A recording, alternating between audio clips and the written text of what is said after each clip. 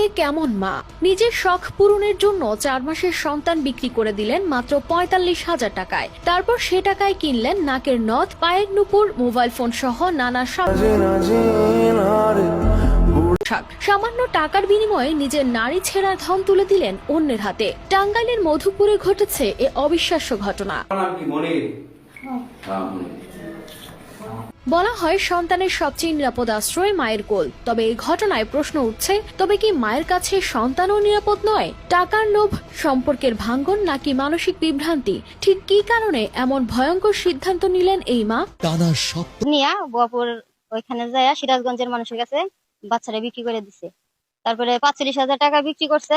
সেই টাকা দিয়া নুপুর কিনছে, নাকফুল কিনছে, নতুন কাপড় চোপড় কিনছে, বোরখা কিনছে, তারপর নুপুর বানাইছে, মোবাইল কিনছে। আমি বারবার তাদেরকে বলছি, আর আগে তাদেরকে বলছি যে তোমরা বাচ্চা যদি না পালতে পারো আমার দেহ দাও, আমি পালির।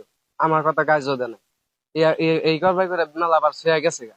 এখন আমার বাইশটা যদি ফিরে আইসে আবার ফিরে, আমি নিজে কখনো করতে পারি না যে বাইশটা ফিরে আসবো। তখন আমার বাইশটা আইসে, আমার বাইশটা আমার নিজে পোলার না গালাই দেখি। আমি মেয়েরা বিশ্বাস যারা যারা জড়িত আছে তাদের ব্যক্তির বিশ্বাস চাই। 2 বছর